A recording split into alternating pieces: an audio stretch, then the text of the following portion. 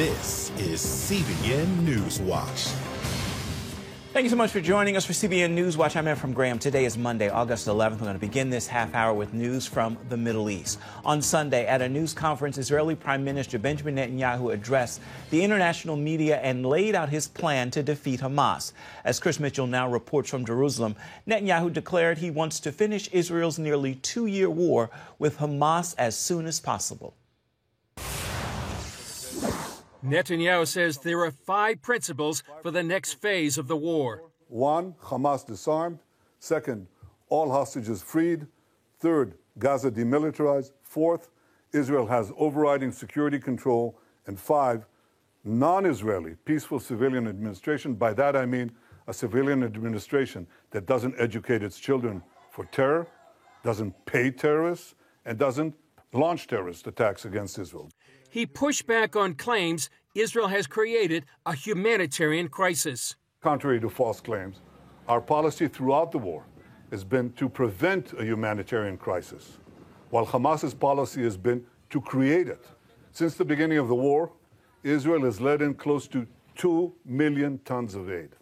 I know of no other army that has enabled such aid to go to the civilian population in enemy territory.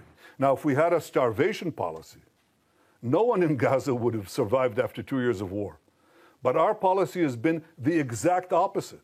He also slammed the international media for recently publishing photos of young Gazan children who were portrayed as starving, but who had pre-existing medical conditions. But this is outrageous. These are the 3 most celebrated photos, and they're all fake.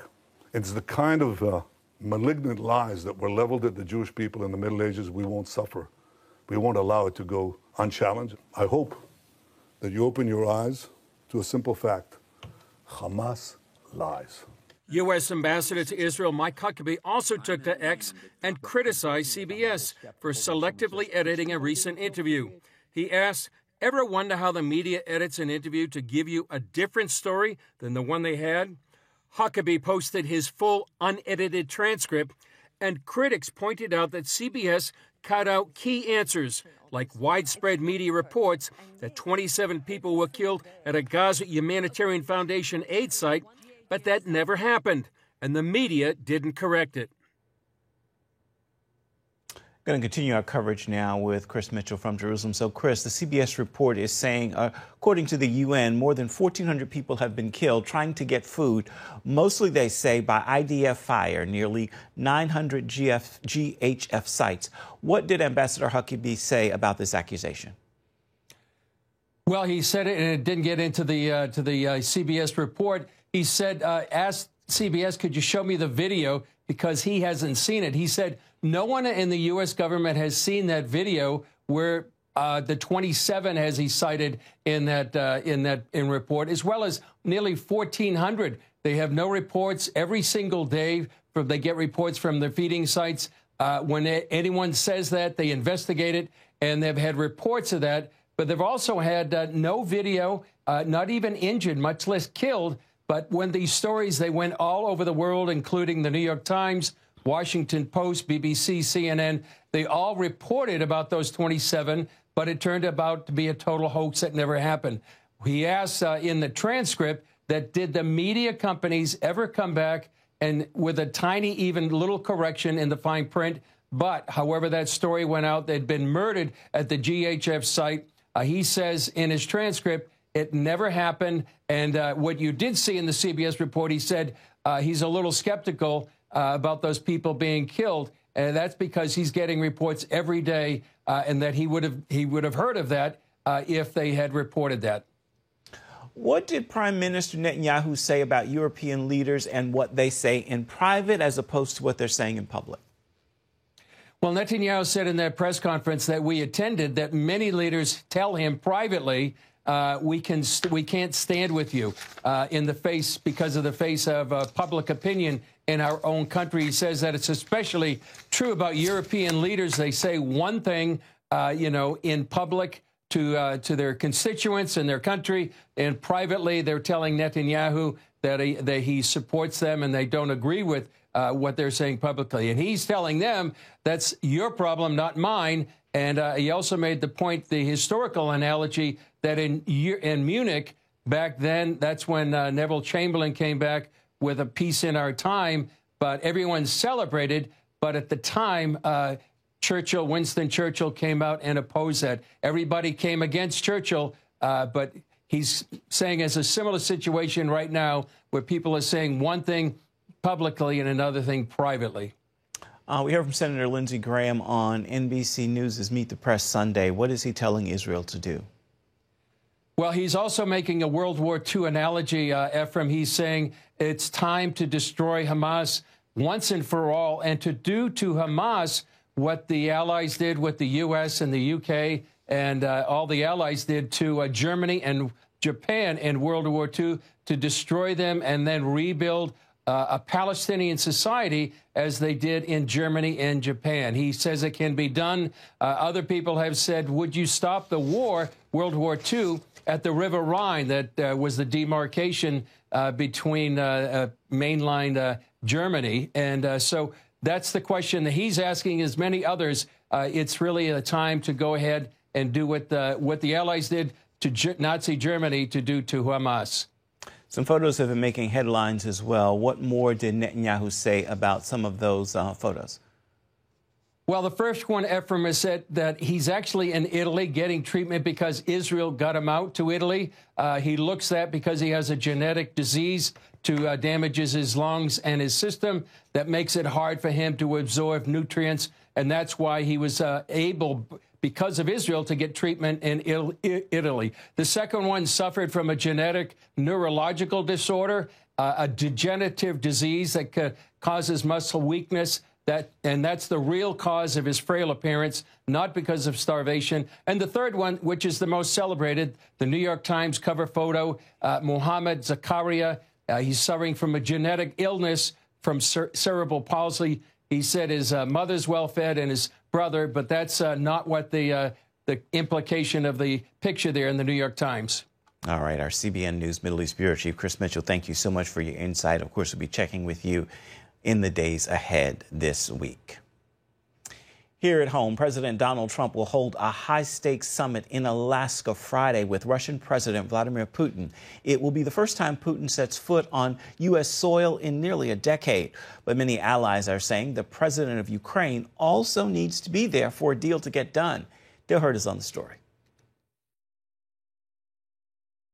As President Trump prepares for a historic meeting with Vladimir Putin, European leaders are warning that the path to peace in Ukraine cannot be decided without Ukraine. The U.S. ambassador to NATO says it's possible Ukrainian President Zelensky could take part in the summit. There can't be a deal that everybody that's involved in it doesn't agree to. And, obviously, it's a high priority to get this war to end. The president suggested Friday that an exchange of territory may be necessary for peace between the two countries that have been at war for more than 3 years. There'll be some swapping of territories to the betterment of both. But Zelensky has rejected the idea, saying Ukrainians will not give their land to the occupier, and any decisions that are without Ukraine are at the same time decisions against peace. They will not achieve anything. Vice President Vance says the U.S. is aiming for a settlement both countries can accept, but told Fox News both the Russians and the Ukrainians probably at the end of the day are going to be unhappy with it. And Vance said the U.S. is done funding the war. Americans, I think, are sick of continuing to send their money, their tax dollars to this particular conflict. But if the Europeans want to step up and actually buy the weapons from American producers, we're okay with that, but we're not going to fund it ourselves anymore. The summit on Ukraine comes after the leaders of Armenia and Azerbaijan shook hands Friday at a White House peace summit before signing an agreement aimed at ending decades of conflict. In 2023, Azerbaijan overran the region of Nagorno-Karabakh, forcing more than 120,000 ethnic Armenians to flee their homes. The two countries signed agreements with each other, and the U.S. will reopen key transportation routes. The deal includes an agreement that will create a major transit corridor to be named the Trump Route for International Peace and Prosperity. The deal protects Armenia, the world's first Christian nation. It's also a blow to Russia and Vladimir Putin, who were unable to broker a deal. Dale Hurd, CBN News. Coming up, a look at the split that rocked the United Methodist Church and the impact of the breakup 3 years later. Stay with us. You're watching CBN NewsWatch. It's been 3 years since the United Methodist Church split. 7,600 churches in the U.S. have left over issues of sexual orientation and ordination. CBN's Paul Petit looks back at one of the largest church breakups in American history and the subsequent impact on both sides. 2022 was easily the most difficult year of ministry. Reverend Clark Atkins pastors First Church in Siloam Springs, Arkansas, one congregation that decided to break away from the United Methodist Church. There's some members that are missing, that aren't here. But it does feel renewed. It feels more joyous. 3 years ago, the Global Methodist Church, a theologically conservative alternative to the United Methodists, officially launched with just a few dozen congregations. Today, it oversees more than 4,600 churches worldwide, most of which split from the United Methodists. The Global Methodist Church really offered the closest thing for our theology and the culture of our church. At the heart of the split, differences over same-sex marriage and the ordination of LGBTQ clergy. Tracy Malone is president of the United Methodist Church Council of Bishops. There's no longer the fighting. There's no longer, I would even say, the distraction around the differences, particularly related to human sexuality. But for Reverend Atkins and many others, the issue wasn't simply about sexuality. I knew about bishops that were violating the discipline, and I thought that's just inexcusable. Dr. Daniel Bennett teaches political science at John Brown University and wrote Uneasy Citizenship, Embracing the Tension in Faith and Politics. He says the church divide reflects broader shifts in the country. This is a really good example of these cultural expectations and changes in our culture and social environment then seeping into congregations. It's not like churches have been driving these conversations in our broader culture. I would argue it's much more likely that it's culture that are shaping some of these conversations in the churches. In the years since the split, First Church has seen significant growth. We saw immediately in the first year an increase in worship attendance of about 15%, another 13% the year after. I think this year it was over 10%. The first 10 minutes in that sanctuary, you feel it? Oh, yeah. It's a totally different atmosphere than when it was a supper club. That wasn't working. And the growth isn't just local. Reverend Atkins now oversees 300 disaffiliated churches, and he says they're witnessing an overall rise in attendance, baptisms, and professions of faith. And the United Methodist Church is also moving forward. In May, it unveiled a new mission statement: love boldly, serve joyfully, and lead courageously. It means that it embraces and includes people of every age, nation, race, gender, and walk of life. The church's inclusive approach, like a new queer theology course, has led to a rise in LGBTQ laity applying for ordination. They are wanting to be a resource to clergy and laity to help them understand what it means to be queer and whatever that theology is around queerness. This kind of thing absolutely makes me relieved that we did leave. For First Church, the decision to leave the denomination came after a series of meetings, prayer, and votes. And some congregations are still recovering just from the pain that they experience. But I would say now that we are on the other side of disaffiliation, there is a greater sense of unity and a greater focus on our discipleship church has gone through a lot. I've seen a lot of growth, but I can say that the spirit of this church is probably the healthiest it's been in a long time. 3 years later, churches on both sides are finding renewed purpose in the places where they feel most at home. That's a tale as old as the church itself in many respects. There won't be one unified church until the second coming, but hopefully we strive for that process of sanctification in the meantime. In Siloam Springs, Arkansas, Paul Petit, CBN News. Still ahead, the complicated legacy of an historic schoolhouse. It's where hundreds of enslaved people were educated and indoctrinated. We've got the story for you coming up.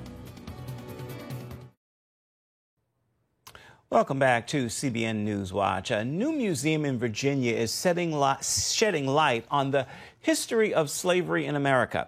The Williamsburg Bray School is believed to be the oldest known schoolhouse for enslaved children. While the curriculum taught the students how to read, it also used Christianity to strengthen the status quo of slavery.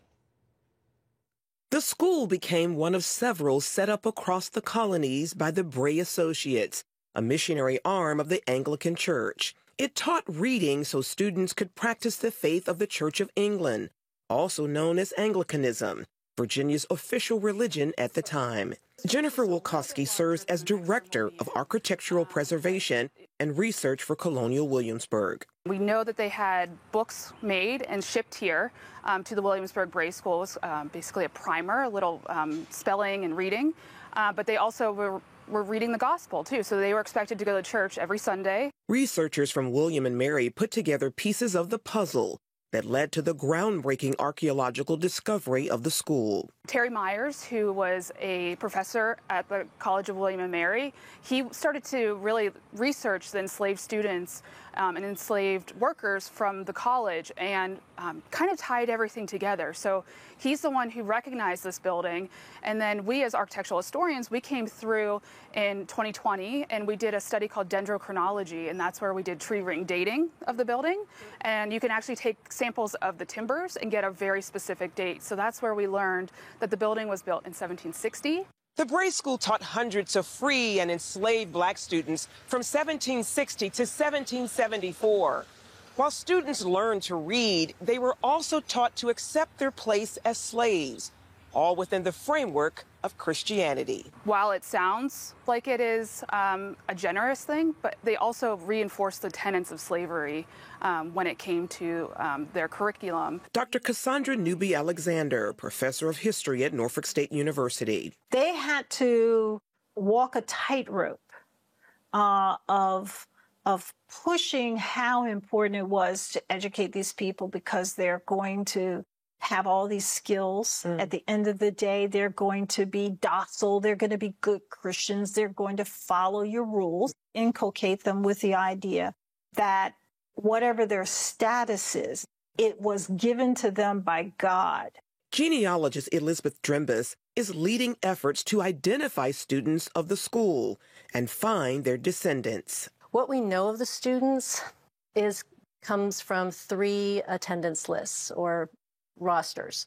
And that's how we know the names of 87 children who attended the school. We do a little bit of traditional genealogy and oral history where we are talking with people who have ties to the Williamsburg area, because of their ancestry. Ancestry linking Janice Kennedy to Elisha and Mary Jones, who attended the school as free black students in 1762. Kennedy says knowing her family's history has helped empower her life. I self-identify in a more positive way. It's heightened my self-esteem. It's helped me to raise my children, to know who they are, and to realize their power and the power of their presence. Kennedy, also a manager of African American community engagement for the Colonial Williamsburg Foundation, admits knowing how and why the school educated her ancestors is complicated. When we say school, we're thinking about education. And there is education going on here, but there's also an intentionalism as to teaching these children how to be better servants or slaves to their enslavers or their owners. But these children were able to flip that indoctrination. They're not teaching them how to think, but teaching them what to think. Dr. Newby Alexander points out that many of the students would go on to join First Baptist Church Williamsburg, one of the oldest black churches in the country. She believes that connection helped lead to the students' success, and many became teachers. I see the Bray School as a indicator of how, when you open the door, while you may have a different intent and purpose, people take part of that and embrace it, and it becomes a powerful force in your own agency. Something Canada sees going beyond just a learning experience. It's just an igniter and an opening to more relevant, deeper conversations about who we are as a people, how we stepped around and navigated oppression and restrictive laws and conditions that didn't allow us to embrace our humanity and didn't force other folks to see our humanity. Recently, the Bray School opened as a museum, a move Dr. Newby Alexander hopes can foster healing for blacks and the nation as a whole. I'm glad now that Colonial Williamsburg has recognized the importance of bringing that history to the forefront now and making it a part of a narrative that we all need to embrace as a society and culture, because to lie about your past is to deny your future. Stay with us. Your Monday Motivation is coming up next. Time now for your Monday Motivation, and today I want to leave you with this thought as we begin another week together. God is with you always and in all ways. Don't live a moment without seeking Him. He's always there, and He wants you to depend on Him. With this motivating word, make today a marvelous Monday. Well, that is going to do it for this edition of CBN NewsWatch. Thank you so much for watching. I want to remind you, you can always find more of our news programs on the CBN News Channel. You can find them there at any time. You can also find them online. That address is cbnnews.com. We'd love to know what you think about the stories you've seen here today or any day. You can email us. That address is newswatch@cbn.com. And of course, you can always reach out and touch us on Facebook, Instagram, and X, formerly known as Twitter. Again, I wish you a marvelous Monday. Look forward to seeing you right back here, same time tomorrow. Goodbye. God bless. Thank you for watching.